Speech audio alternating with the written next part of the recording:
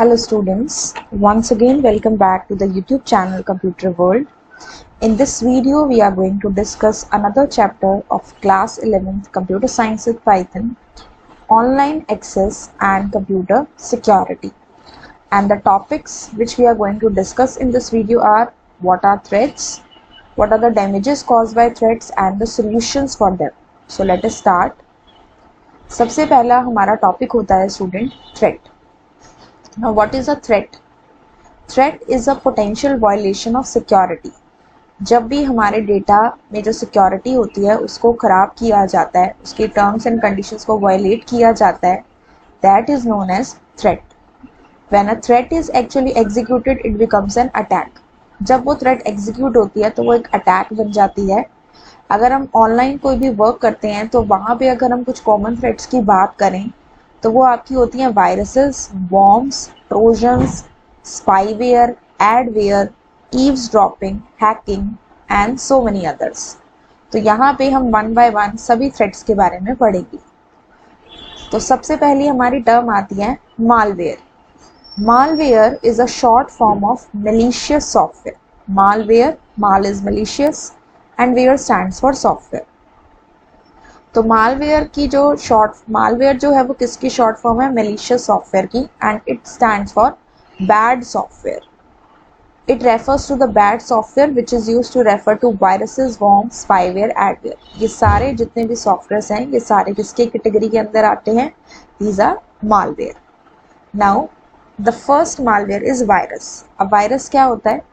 It is a malicious code और program. malicious code means bad code और program that causes data damage to files on the system, जो system पे हमारी files या data को damage करता है. And it can attack any part of the computer software. ये हमारे कंप्यूटर सॉफ्टवेयर के किसी भी पार्ट को अटैक करता है, जैसे कि बूट ब्लॉक, जहाँ पे बूटिंग होती है, जहाँ पे ऑपरेटिंग सिस्टम की फाइल लोड होती है, ऑपरेटिंग सिस्टम या हमारे सिस्टम के किसी भी एरिया को. सेकेंड हमारे पास आता है students worm. Worm is a self replicating program. Replicating program का मतलब जो खुद को खुद से डुप्लीकेट कर ले, which eats up the entire disk space और मेमोरी. जैसे मान लीजिए इंटरनेट पे कोई ईमेल आया, अटैचमेंट में कोई लिंक आया, हमने उस लिंक पे क्लिक किया या कोई फाइल अटैच थी उसे डाउनलोड किया, उसमें मान लीजिए वायरस था या वॉर्म था, तो क्या कर रहा है? खुद की कॉपी बनाता जा रहा है और इतनी सारी कॉपी बना रहा है कि हमारी मेमोरी जो है वो फुल होती जा रही है और उसमें कोई यूजफुलनेस नहीं है, फुल होती जा रही है, डिस्क का स्पेस खत्म होता जा रहा है और जो हमारी नई फाइल्स हैं उन्हें स्टोर होने के लिए या सेव होने के लिए स्पेस ही नहीं मिल पा रहा. तो वॉर्म्स कैसे प्रोग्राम है? Self replicating. Replication means duplicate copy create करना. ये अपनी कॉपी को तब तक क्रिएट करता रहता है जब तक हमारे हार्ड डिस्क का स्पेस फिल नहीं हो जाता. So that is another type of threat which is worm. Third आती है students Trojan horse. Trojan horse एक ऐसा प्रोग्राम है, वी कैन से एक ऐसा बैड प्रोग्राम है जो दिखने में लगता है कि हमारे सिस्टम के लिए यूजफुल है, लेकिन सिस्टम के अंदर वो गलत फंक्शंस करवाता है, जैसे कि फाइल्स को डिलीट करना या डैमेज करना. ऑल्दो ये खुद को रेप्लिकेट नहीं करता, जैसे कि अभी हमने पढ़ा कि वॉर्म्स की क्वालिटी होती है या वॉर्म्स की फीचर होती है कि वो खुद को डुप्लीकेट करते हैं, रेप्लिकेट करते हैं. लेकिन ट्रोजन हॉर्स रेप्लिकेट नहीं करता, लेकिन सिस्टम की सिक्योरिटी को बहुत ज़्यादा डैमेज करता है.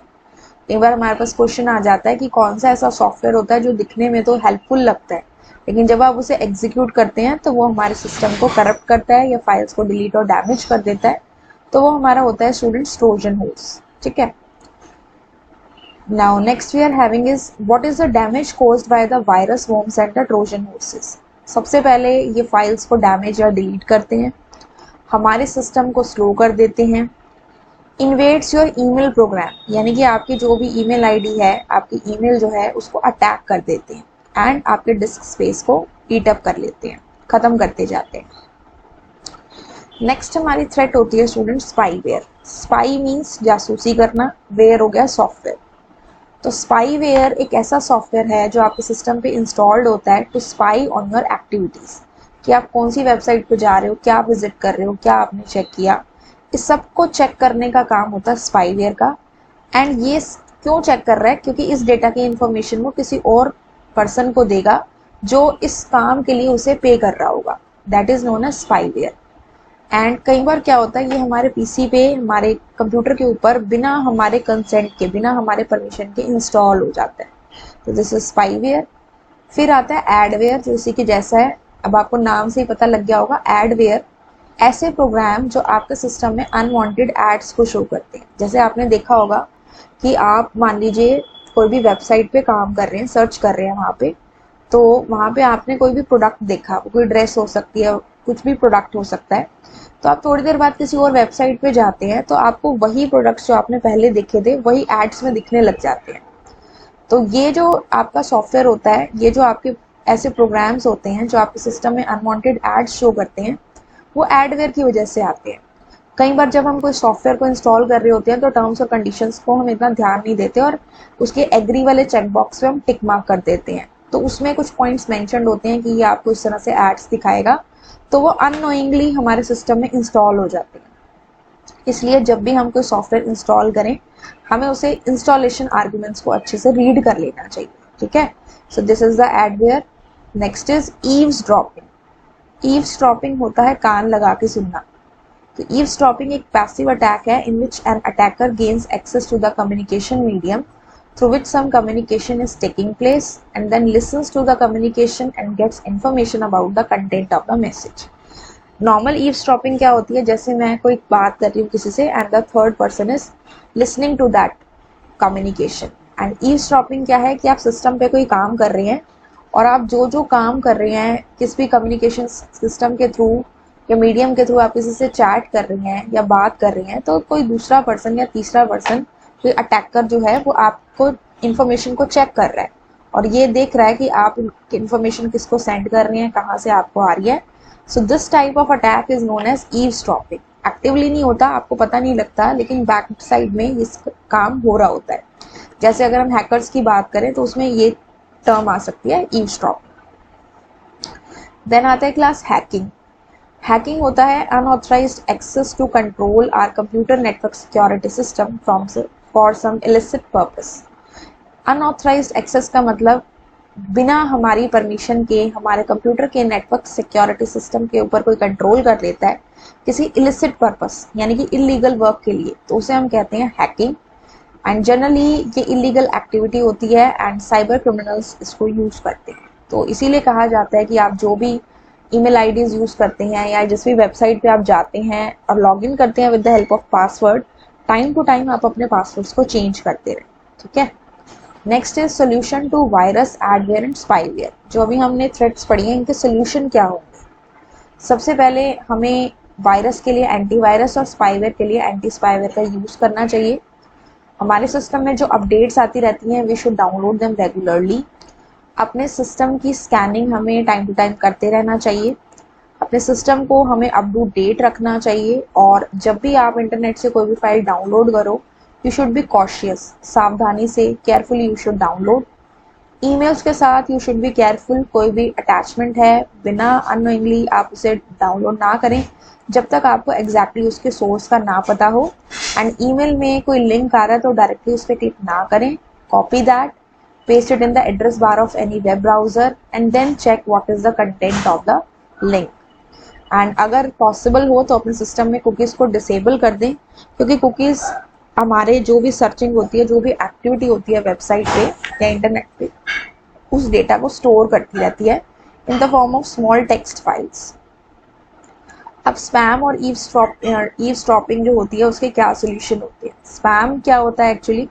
जब बहुत सारे मैसेजेस एक साथ आपके पास आने लग जाते हैं, that is known as spam. Spam के अंदर अगर मान लीजिए सपोज आप किसी वेबसाइट पे गए, वहाँ पे किसी प्रोडक्ट की सेल है और उन्होंने आपसे आपकी ईमेल आईडी मांगी, कई बार हम दे देते हैं और कई बार वहाँ से हमारे पास बहुत सारे मैसेज आने लग जाते हैं, can be of any type. तो इसके लिए एंटी स्पैम सॉफ्टवेयर आता है। बल्क मेल्स जो होती हैं, जो ज़्यादा हमारे लिए हेल्पफुल नहीं होती है, वो स्पैम होती है और इसके लिए हम सॉफ्टवेयर यूज़ कर सकते हैं एंटी स्पैम, ताकि इतनी बल्क मेल्स ना आए। और इसके लिए हम क्या कर सकते हैं ईव्सड्रॉपिंग के लिए? सेंडर फिल्टरिंग, ये स्पैम में भी एप्लीकेबल है।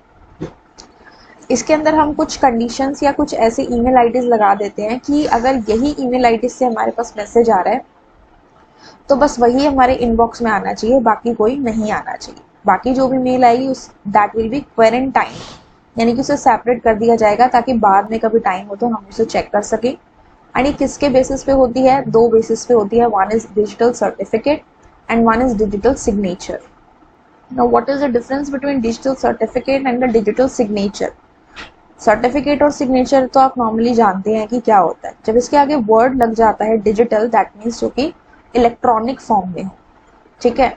तो डिजिटल सर्टिफिकेट क्या होते हैं? Specially formatted digital information issued to website.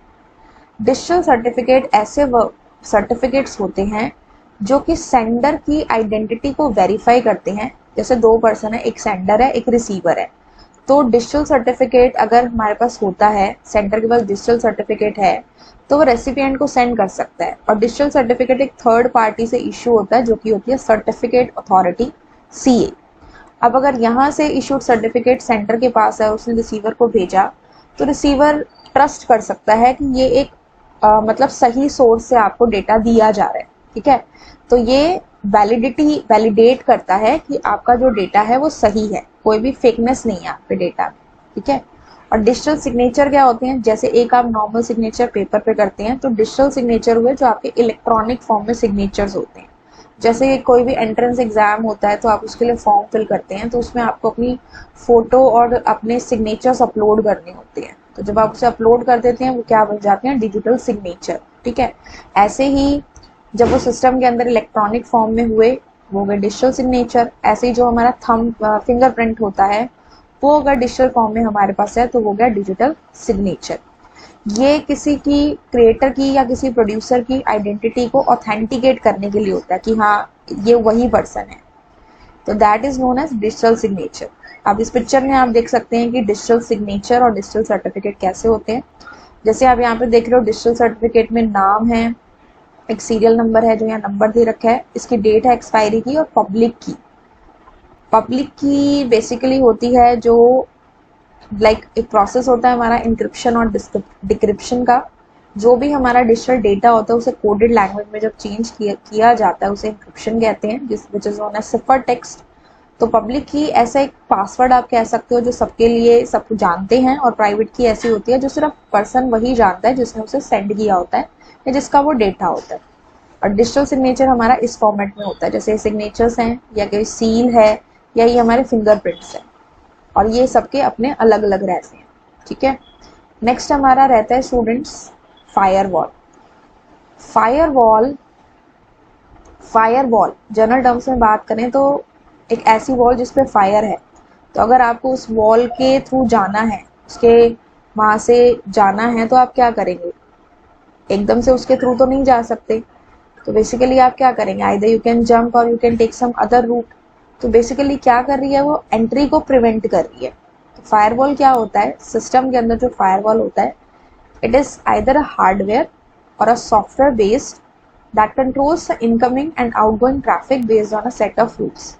Firewall एक ऐसा हार्डवेयर या सॉफ्टवेयर है जो हमारे सिस्टम के ऊपर ट्रैफिक जो आ रहा है और जा रहा है उसे कंट्रोल करती है based on a set of rules.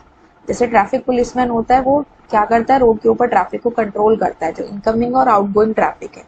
ऐसे ही फायरवॉल होती है कि हार्डवेयर भी हो सकती है और ये सॉफ्टवेयर भी हो सकती है। सॉफ्टवेयर फायरवॉल क्या होती है? एक स्पेशल टाइप का सॉफ्टवेयर होता है जो आपके सिस्टम पे रन करता है, और कोई भी बाहर से जो ऐसा अटेम्प्ट होता है कि आपके सिस्टम को एक्सेस करना चाहे, अनऑथराइज एक्सेस करना चाहे, तो उसको प्रिवेंट करता है depending on your choice of software firewall. और हार्डवेयर फायरवॉल क्या होता है? जहाँ पे हार्डवेयर की बात आ जाती है वहाँ पे कोई ना कोई इक्विपमेंट या कोई ना कोई कंपोनेंट आ जाता है which is physical. So physical piece of equipment which may be other computer, वो कोई दूसरा कंप्यूटर भी हो सकता है या कोई दूसरा कंपोनेंट भी हो सकता है जो फायरवॉल की तरह काम करता है, और अनऑथराइज्ड एक्सेस को, यानी कि बिना हमारी परमिशन के कोई भी डेटा हमारे सिस्टम में या सॉफ्टवेयर कोई भी हमारे सिस्टम में इंस्टॉल ना हो सके, इस चीज़ को चेक करता है। अगर कोई फिजिकल इक्विपमेंट ये काम कर रही है तो उसे हम कहेंगे hardware firewall. They limit the access to a server और a computer and let only the people who need to be there. ये क्या करते हैं? सर्वर या कंप्यूटर के एक्सेस को लिमिट करते हैं ताकि जो पीपल हैं जिनको सिर्फ वहाँ होना चाहिए वही हैं, उनके अलावा कोई नहीं। So I'll meet you in my next video. with the more interesting chapters and the topics. Till then, have a good day and thank you.